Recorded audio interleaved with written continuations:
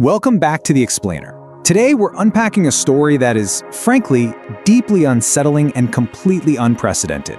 We aren't just looking at a high-profile crime today. We're actually going to analyze the psychology of the internet.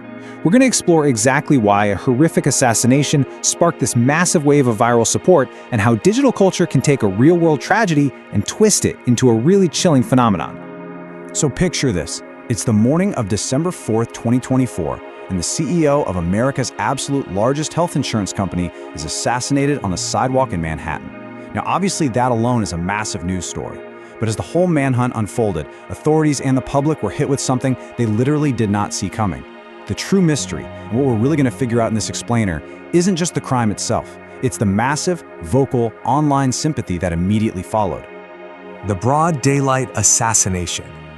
Okay, let's dive into this. New York City has around 60,000 CCTV cameras, and investigators use them to piece together a morning that is just chillingly mundane.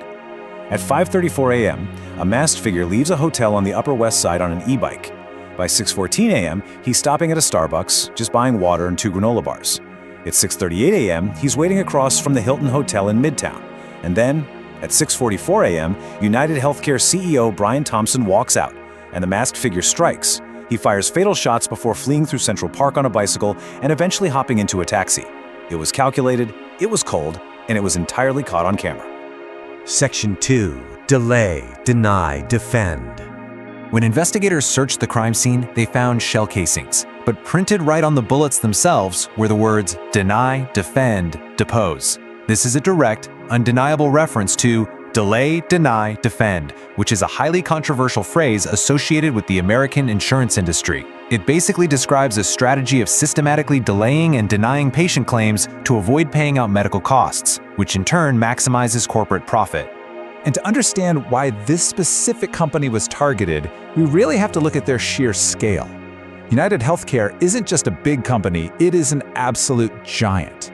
They're ranked number 3 on the Fortune 500 list. That means they generate more revenue than massive tech titans like Apple or Alphabet. They hold immense, almost unimaginable power over the American healthcare landscape. Which brings us to a really stark socioeconomic contrast. On one hand, the US healthcare system is literally the most expensive in the entire world. But on the other hand, the United States ranks 42nd globally in life expectancy. So millions of Americans feel incredibly frustrated by a system that costs them an absolute fortune but seemingly underdelivers on care. This widespread, deep-rooted anger is exactly what primed the public's reaction. You know, when people feel a system is completely broken, they often look for an outlet or a symbol of resistance, and that set the perfect stage for the killer's twisted justification and the internet's shocking response. Section 3. The unlikely suspect. The suspect was careful, but he made a few critical mistakes. The day before the shooting, he was caught on camera smiling, completely unmasked, at a hotel receptionist while checking in under the fake ID Mark Rosario. Later, a camera inside that taxi captured a clear photo of his eyes. But the real breakthrough came a few days later, on December 9th. 2 police officers walk into a McDonald's in Pennsylvania following a tip. Body cam footage shows them confronting a masked man. They ask him to take off his mask and simply ask, "What's your name? Mark?" They take his ID, and boom, the manhunt is over. They captured Luigi Mangione. But as details started leaking out about Luigi Mangione, the public was just stunned by the glaring contrast of his life. He wasn't some destitute outcast. He came from a highly privileged, wealthy family that literally owned country clubs and a golf course.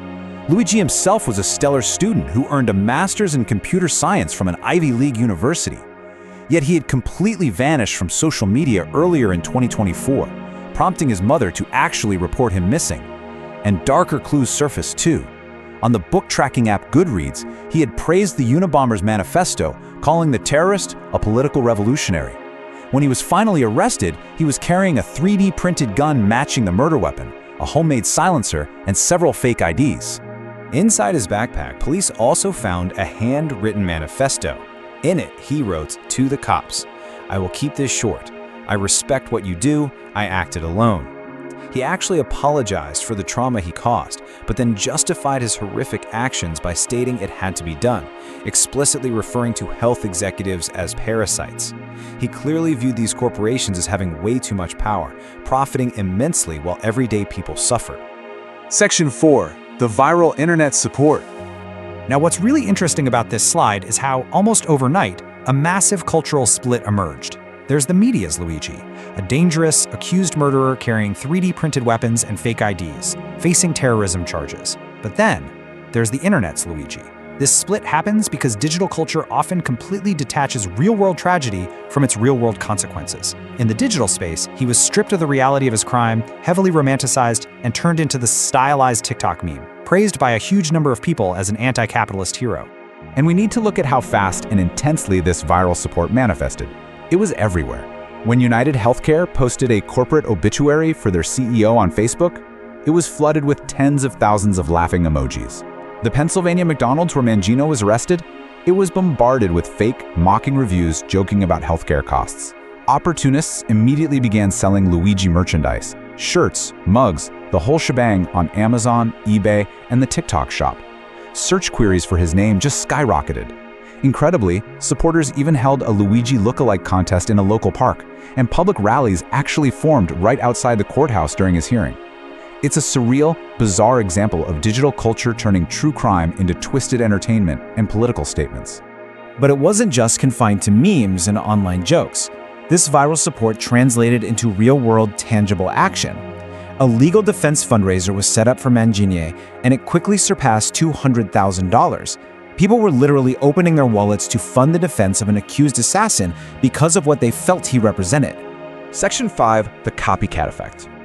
On December 23, 2024, Luigi Mangione was officially charged with murder and terrorism. As he was extradited back to New York, Mayor Eric Adams made it a very specific point to parade him publicly under heavy, militarized police guard. The authorities were actively trying to make an example of him, to send a loud message and deter any potential followers. Interestingly enough, the death penalty was dropped. The prosecution just couldn't prove it met the specific national-level criteria required, and New York State itself actually abolished the death penalty back in 2007 anyway. But that fear of followers? It was entirely justified. Almost immediately, the viral fame inspired copycat violence across the country, targeting other corporate entities and executives. In California, a 29-year-old committed arson at a warehouse, allegedly texting coworkers beforehand to compare himself to Luigi. Down in Texas, a 20-year-old drove to the home of OpenAI CEO Sam Altman and threw a Molotov cocktail, explicitly claiming he would fit right into Luigi's plan. The internet's glorification of violence was bleeding directly into reality. To really put the scale of this copycat effect into perspective, let's look at the financial impact of just one of those incidents. That warehouse fire set by the 29-year-old in California, it resulted in an estimated $500 million in damage, $500 million. This proves beyond a shadow of a doubt that we aren't just talking about edgy internet memes anymore. We are talking about massive real-world destruction inspired by a viral trend. So, the absolutely crucial point we need to take away is this. When deep-seated societal anger collides with the speed and echo chambers of internet culture, the results are wildly unpredictable and highly dangerous. And it leaves us with a really provocative, difficult question. As a society, can we prevent the creation of a digital martyr when the system itself makes people so angry? Or, by turning him into a viral symbol, did his violence actually win? Thank you so much for joining me on this explainer. It's definitely a lot to think about, and I will see you in the next one.